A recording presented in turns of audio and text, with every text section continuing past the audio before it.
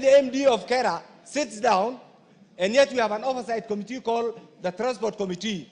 When the MD for Kura sits down, and yet we have a committee here, and negates what we have passed, Mr. Speaker, that has gone through all the stages, the only inference that you can make is this is no longer the August House. I agree with what the leader of majority has said, with the leader of majority and the leader of minority.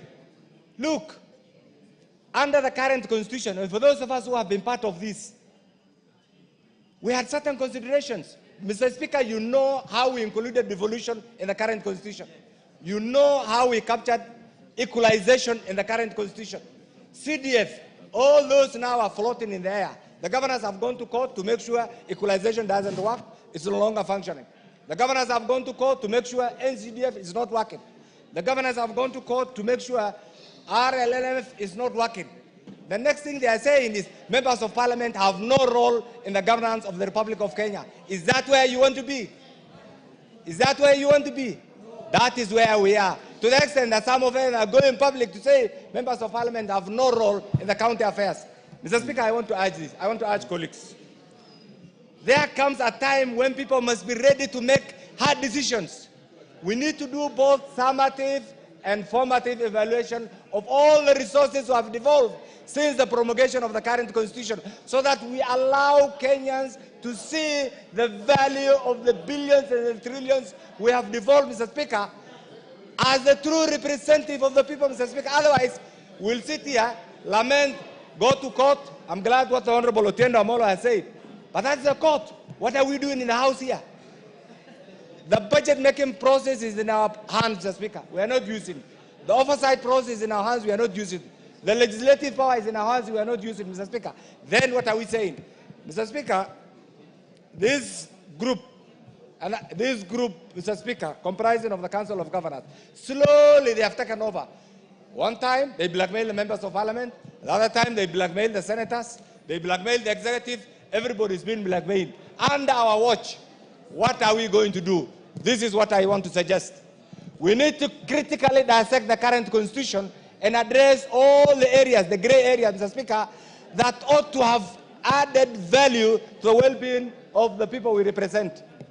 If we do both summative and formative evaluation, Mr. Speaker, you'll realize the billions that have gone. I had the privilege of representing 2 constituencies, Mr. Speaker, and I am ready to take all of you for a benchmarking visit to Wajir West and Eldas and see what the national government has done over the last 10 years and what the county government has done over the last 10 years, and you'll be in a position to compare and appreciate that our constituents still survive on budgetary supports from the national government. Thank you. Yet billions are devolved.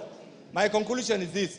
Chairman Transport, if you are here, we cannot be under the threat of a Mayor MD of Kera. He has issued circulars, many circulars. In fact, Mr. Speaker, some of these MDs, because we have failed to bite, we have failed to act. I want to, yesterday in the House Business Committee, and I want my colleagues, the leader of majority and the leader of minority, to hear this. This is the first time, and I want all the members to hear this, in the history of NCDF, from July, August, September, October, November, December, January, February, our proposals are yet to be approved. What are these other funds you are looking for? Where are your CDF proposals? You are being duped to ask to facilitate the bursary allocations. Where is the money? Thank you. Even the basic is not there. So chairman, former chairman of NCDF, I've been running after the CEO and the management of NCDF board. Where are the approvals? Where are the approvals for the fund managers to actualize? The approvals have not been done. What are we saying? Whose mistake is it? It's our mistake.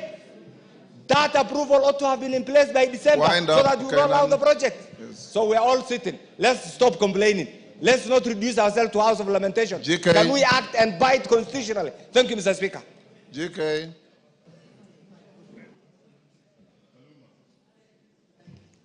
Thank you, Honorable Speaker, for allowing me to add my voice to this debate.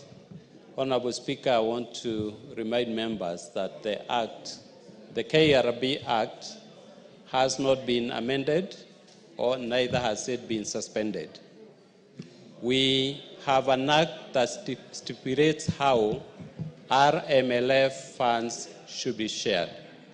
And as long as that act stands, we will not allow anybody to take away any coin, any cent from our allocation, 22 and 10%. The committee that I lead, Honorable Speaker, has taken a position on this matter. We met the Cabinet Secretary yesterday and raised this issue, and he has assured the committee that he will support the position that exists. And this position is in the law, KRB Act.